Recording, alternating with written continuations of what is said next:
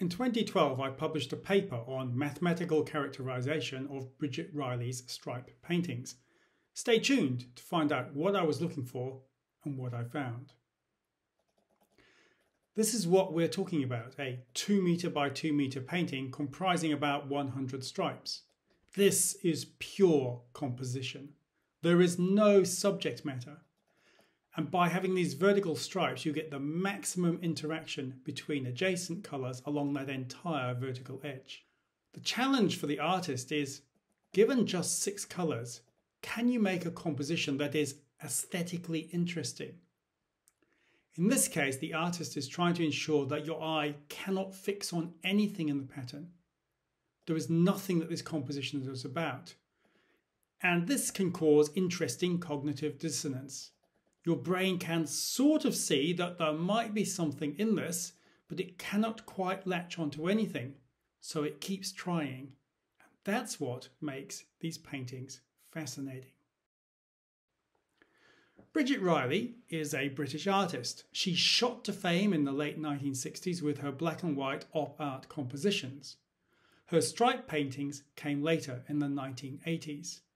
This photo gives you an idea of the scale of the paintings. Abstract art needs to be big to be effective. There's something about size that affects the brain. It's not only Bridget Riley who does stripe paintings. This is what Google throws up if you search for stripe paintings. If you look at just the proper stripe paintings, you will see that Riley gets the most hits in the top 34. She gets 5. When I did this Google search back in 2017, 3 of the top artists in the search, Sean O'Galligan and Carl Connolly, were making and selling stripe paintings to the public. Gene Davis, who we'll meet later, gets 1 hit in the top 34. He was doing stripe paintings before Riley. And you'll also notice in there that Google throws up one of my own stripe paintings onto the top page of results, which was quite fun. So before we get into Bridget Riley in detail, let's address that teaser in this talk's title. Why couldn't your child paint this? At the bottom here, we have one of Bridget Riley's painting, which I photographed through glass. At the top is my attempt at making a stripe painting. And there are 4 things here our child cannot do.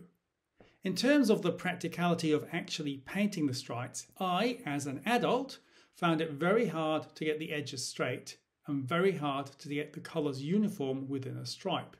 It would be almost impossible for a child to get this right.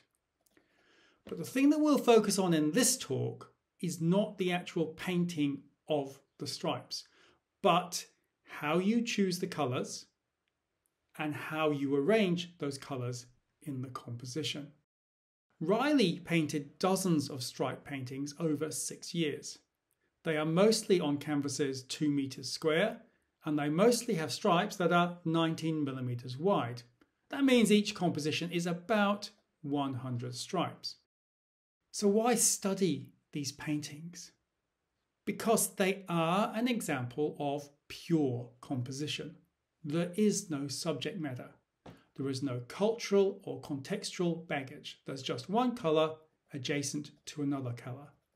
In painting these, Riley constrained herself to an incredibly narrow frame in what she allowed herself to do.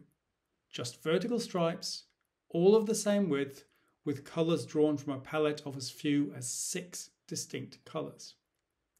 She was inspired by Stravinsky, who said, "My freedom thus consists in my moving about within the narrow frame that I have assigned myself for each one of my undertakings.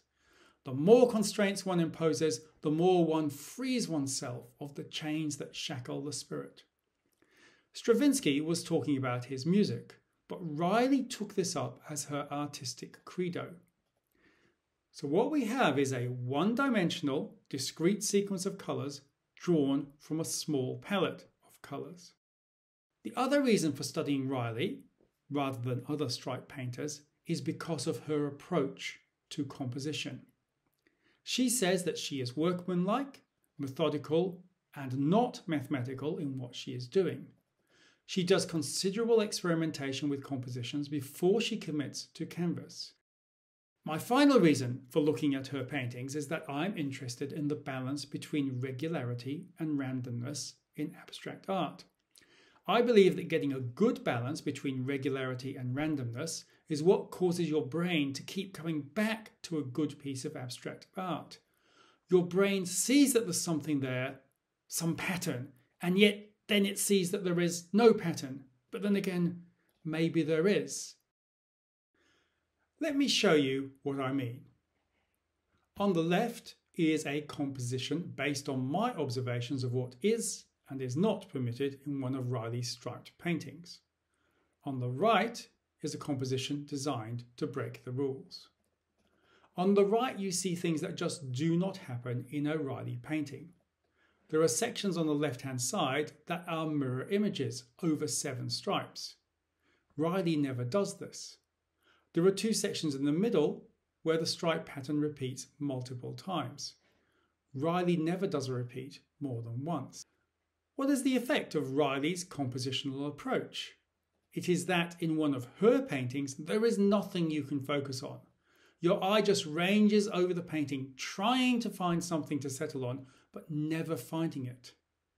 The right-hand composition, by contrast, has clear features that jump out at you. So that's an introduction to her composition. What about her choice of colour? Riley's stripe paintings come in 4 phases. The early set of paintings use what she called her Egyptian palette: gold, red, blue and turquoise, combined with occasional black and white. In 1983 she swapped out black for green, and in 1984 white was replaced with lilac. In 1985 she says that she overturned her palette and broke free of just using 6 colours. After this, she abandoned the stripe paintings because she found that she was starting to parody her own work. She had exhausted what she could achieve with this style of composition and moved on to other things. She did return to stripes some 20 years later, but there was a lot of work in between that meant she had something fresh to bring at that time. Her choice of 4 colours is really important. Gold, red, blue, turquoise. The 4 colours are isoluminant. They have almost the same luminance or brightness. This causes interesting effects in the human visual system because one of the earliest processes in human vision is to convert the signals that are received into a brightness channel and 2 colour channels. But if the brightness channel is reporting that all the stripes are the same brightness, all you have left with is the colour channel, which is lower resolution, and you get really interesting visual effects. This was exploited to great effect by the Impressionist painter Claude Monet in the 1870s, and it's played on by Riley in these stripe paintings. If you switch to her later work with green and lilac, you find that the green she uses is almost 90 degrees off from the red turquoise axis, and this again causes interesting effects in the human visual system. Jumping briefly to a different artist, I want to contrast this with the colour choices in one of Gene Davis's compositions. This is his Red Devil. Here he uses 3 isoluminant colours: lilac, lime and red, and one other shade of red. Again, you see in the colour chart at the bottom that the lilac and the lime are opposite one another, and they are at 90 degrees to the red he used. So very similar ideas to what Riley was playing with. And again, the colour choice is very important to the effect that this has in the human visual system and from there to the human brain. So back to Riley and on with the mathematics. What sort of mathematical analysis can we do on Riley's compositions? The first thing to try is entropy. That's a measure based on probabilities. 0th ordered entropy is based on simply how often each colour appears. 1st ordered entropy is based on 36 probabilities of how often one colour is next to another. So how often is gold next to red or green next to blue as you go from left to right. Second order entropy is based on how often you get a particular triple of coloured stripes. I analysed 10 of Riley's paintings. I graphed their entropies. Here I've graphed 0th ordered entropy against first order entropy. The 6 paintings from the early period are shown in blue. They all cluster very closely together. Luxor is a transitional painting at the end of that early phase. It has a higher first order entropy. And the paintings from the later period have even higher first order entropy. What does that mean? 0th order entropy relates to the precise proportion of colours. Analysing these paintings, we find that there are about the same number of stripes of each of the 4 colours, but 3 times as many of each of those stripes as there are of either black or white. So if you have exactly 3 to 3 to 3 to 3 to 1 to 1, then the 0th order entropy is 2.45. And all of our example paintings are pretty much there. If you had an arbitrary arrangement of stripes, then mathematically the first order entropy would be double the 0th order entropy at 4.9. You can see here that all of our things are considerably below 4.9, so there must be constraints on what colours are allowed next to each other. For example, there are no adjacent stripes of the same colour. We can make our own stripe paintings, and I got the computer to generate 200 randomly. The top group are those generated simply by saying that the colour ratio is 3 to 3 to 3 to 3 to 1 to 1. So the 1 to 1 is black and white, the 3s are the other colours. The second group has that constraint on the colour ratio, but also the constraint that you can't put 2 stripes of the same colour together.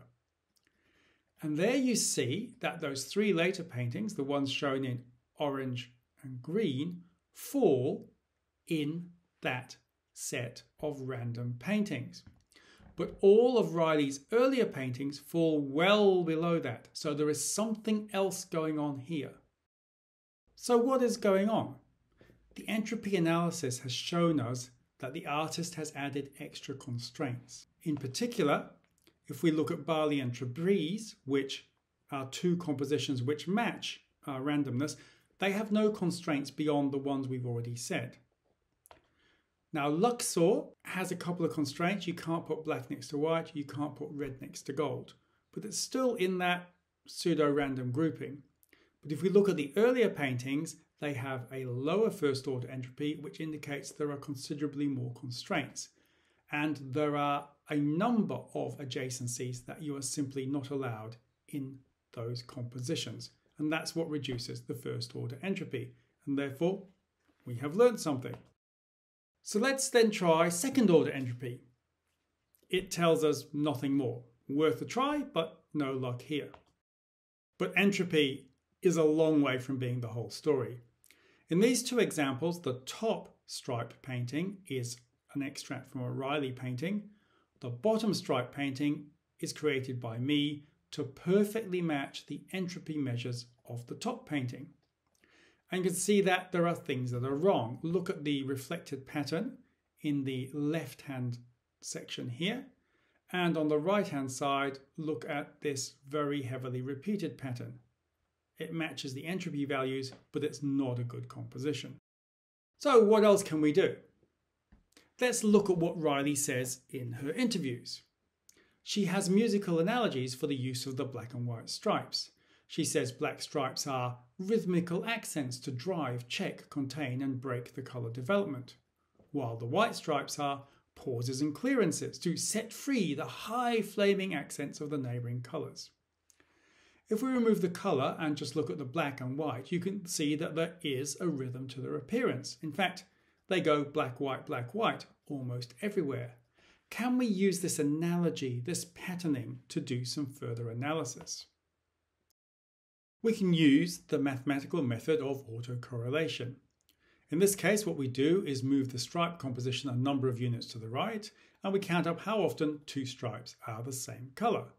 So let's make a copy of the example, and then shift it right by 11 stripes, and then count up the matches to get a total of 24. So does this autocorrelation show anything useful? It looks like there might be something useful here. There are some interesting peaks, especially at 40 and 42, and troughs at 41 and 43. Could there be something here? Sadly, the answer is no. There's nothing useful here. While there are hints that there might be something that could be extracted from the autocorrelation, any signal that there might be is completely swamped by the noise. I could not get anything reasonable out of autocorrelation. Why is that? Well, because the position of a stripe in space does not correlate well to the position of a musical note in time. If I flip a white and a coloured stripe over, it makes a very subtle difference to a stripe painting, but flipping the position of a beat in music would be incredibly jarring. So we have rhythm without regularity. That would make for very challenging music. But notice that overall, each colour is distributed fairly evenly across the composition. There are no vast swathes in which one colour is missing. So is there something mathematical we can do with that? And yes, there is. We can use the entropy measures on a short section of the stripe painting and see how those measures change as you move across the painting. If Riley has been working with regular patterns, then we should see those entropy measures vary very little compared with randomly generated stripe patterns. We can look at these basic statistics of how those entropy measures change as you move across the painting. And here we do get a result. Riley's compositions are on the left. And the right shows us a bunch of typical pseudo-random compositions, and all of them exhibit greater variation except for the occasional one that is similar to Riley's. The fact that Riley distributes every colour evenly leads to her compositions having higher minima, higher lower quartiles, lower overall range, and lower interquartile range. And look at the green ones. They are the ones that global entropy says are the least constrained. But on the local entropy measures, they are some of the most constrained. So what does this local windowed entropy tell us? It tells us that Riley was careful to distribute each colour evenly across the composition. Not perfectly evenly, but definitely more even than if she had just been painting colours at random. But that's not the whole story either. In this example at the top is one of her paintings, and below are two compositions that I generated using a random number generator. The bottom one is clearly bad. A big swathe with no black or white, a repeating pattern at the far left, and then just a bit of a mess. But the middle one, which comes out with a good score on the local entropy statistics, is also messy. Black and white next to each other, twice. The reflected group at the left, and the reflected group above the word pseudo. Should this surprise us? Well, no. Bridget Riley would not be much of an artist if we could reduce her work to a few numbers. The numbers simply give us pointers to what we should look for in her compositions. So what have we learnt? Global entropy matches Riley's own descriptions of what she was trying to do, getting freer and freer with her constraints as she developed her compositions over time. Local windowed entropy gives added insight. As she got freer with her constraints, she, whether consciously or unconsciously, distributed each colour more and more evenly across the composition. And of course, these simple numbers are insufficient to explain what is going on, because what she is really doing is using her own highly tuned, highly trained brain to create compositions that are somehow the optimum in the space of stripe paintings for what she is currently trying to achieve. Thank you for listening. For more, you can read the accompanying paper that goes into much more detail. I'd love to hear your feedback. Has this made you appreciate that there is much more going on in an abstract painting than you thought? Should we even be trying to apply mathematics to art? Let me know in the comments.